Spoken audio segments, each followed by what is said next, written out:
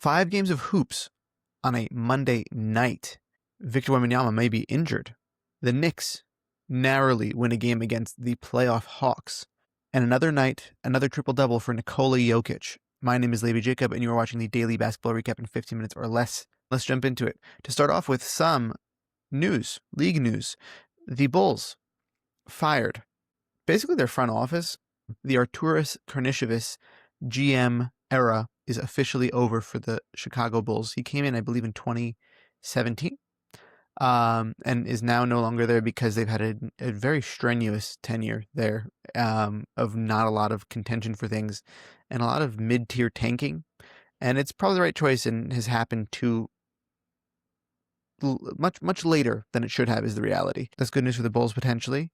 And I'm looking forward to the future of them because the past has been unkind over the past few years. Game of the night. The Knicks beat the Hawks 108-105 off a late game, very late game, almost winning opportunity that was waved off because CJ McCollum officially didn't get out of his hands in time.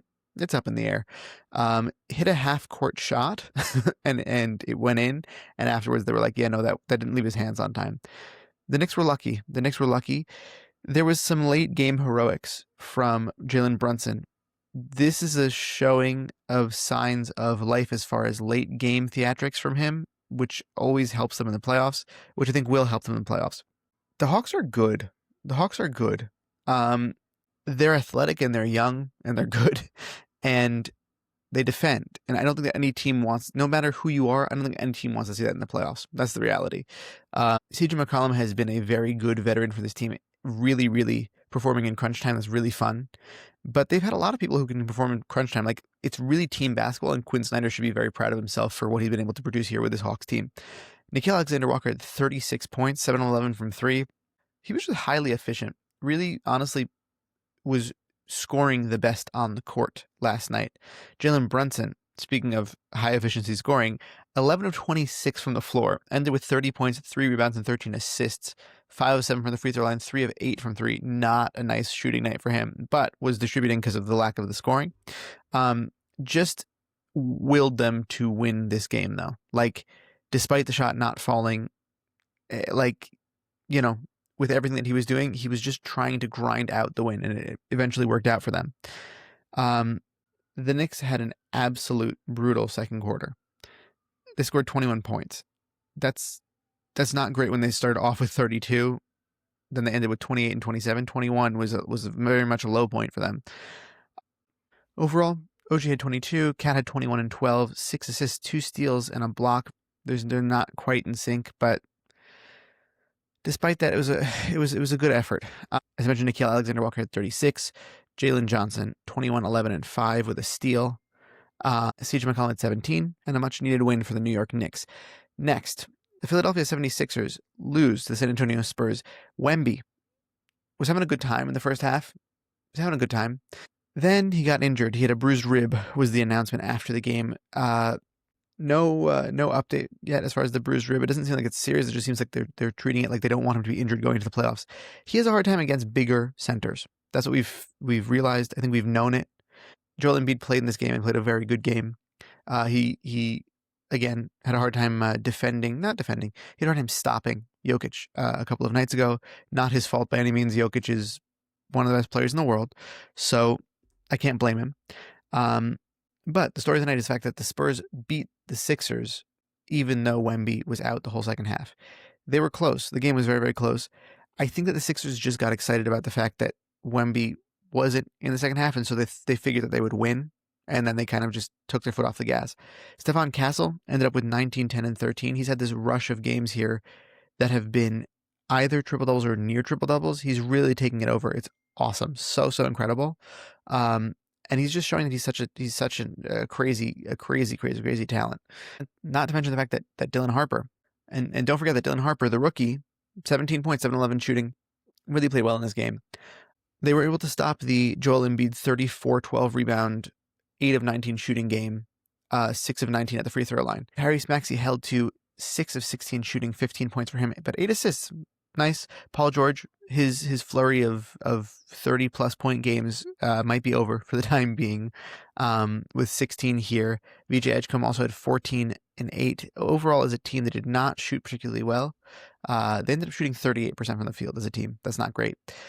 But on the flip side, the Spurs look ready for the playoffs, and I'm excited, and I want to see what happens. I'm really looking forward to this as we're getting closer and closer to the playoffs. Next, the Denver Nuggets beat the Trailblazers by 5 points, 137 to 132 in overtime.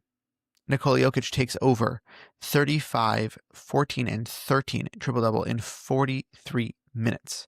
Toumani Camara, 30 points. Denny Avdia, 26, 4, and 7. Denver came back in this game. They had to make a big run to come back. They're doing like the good team thing where they were kind of mulling around in the beginning throughout most of this game, and then they came back by and they really just I'm scared of this team. As an OKC fan, I'm officially scared of the Denver Nuggets. They're really good. They're really good. Despite what anybody wants to say about them, I understand how you could feel that they're still not quite up to standard. But to be honest with you, they just have all the makings of a team that are able to like have things break the right way. They have enough talent that they're able to replace guys who go out very easily, very, very easily. Nikola Jokic is playing at probably the highest level that he's played at, maybe just below that as of last year or 2 years ago. He was playing maybe last year, I would say, maybe a little bit better. But even then, it's not really a matter of that. It's a matter of he's just not scoring as much as he was before because he doesn't need to.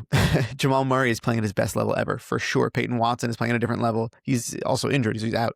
Aaron Gordon is playing at the highest level ever. All these people are in their primes at the same time, and they're better this year, I think, than they were last year. They have the makings of a team that things can break the right way for, and I don't want to see it as an OKC fan this year in the playoffs. But I'm looking forward. I'm looking forward to the challenge. I'm very, very ready for the playoffs. I think everybody is, Portland, Denny he's just great. I keep saying this. I know there's not much more input that I'm giving.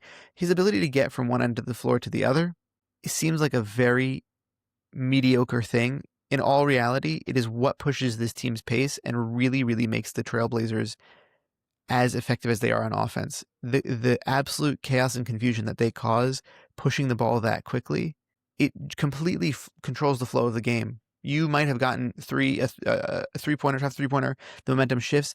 The fact that he's able to get it down to the other end of the court and get a foul called or get a bucket or whatever it is, it helps so significantly for them to be able to disrupt and play defense on the other end of the ball. So I'm blown away by his development over the course of this year, even from last year to this year, and again, excited to see it in the playoffs. Next, the Cleveland Cavaliers beat the Memphis Grizzlies 142 to 126. Memphis Grizzlies have a lot of young, promising guys. That's my takeaway from this game. No Harden and Donovan Mitchell. Evan Mobley was the high scorer for the Cleveland Cavaliers with 24. Dennis Schroeder had 22 and 11. Keon Ellis, 19 and 8. Very nice. 7-11 shooting. This guy is going to be a fan favorite for sure. He was a fan favorite in Sacramento. So that tells you all you need to know really is how much he's going to be able to carry that into Cleveland.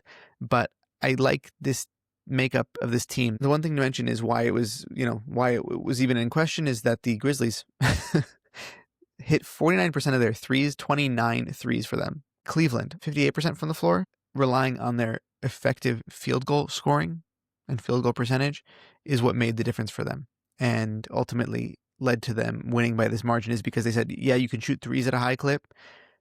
We can get inside and you literally have no defense inside. And we're just going to score reliable buckets. And that's exactly what they did. Awesome. Just a classic argument against modern day NBA is that sure you can take jumpers, but if you can just get it easy inside, that's gonna be what it is. Orlando Magic defeat the Detroit Pistons. I'm not taking away anything from this game, in addition to what we've already seen, and to what we know these teams to already be. Paolo Banchero had 31 points. Desmond Bane had 25. It's been a lot of games in a row for this Pistons team, and I don't blame them for, having one night that they lose to a very, very physically dominant or very physically aggressive team. Dennis Jenkins had 18 and 7. Jalen Duren had 18 and 9 with 4 assists and a steal, 7-9 shooting. Anthony Black is back in the lineup. That's nice to see. Franz Wagner is sitting out this game because of injury management. But ultimately, everyone's gearing up for the playoffs. This was your daily basketball recap in 15 minutes or less. These last few games are going to be fun, I think. I think you're going to see these random people. Like, this is where you get the Malachi Flynn score 50 points, you know. I'm looking forward to the close of the season. I'm looking forward to the playoffs. With that being said, I want to thank you all for watching and listening. And I will see you on Thursday. Have a great rest of your day.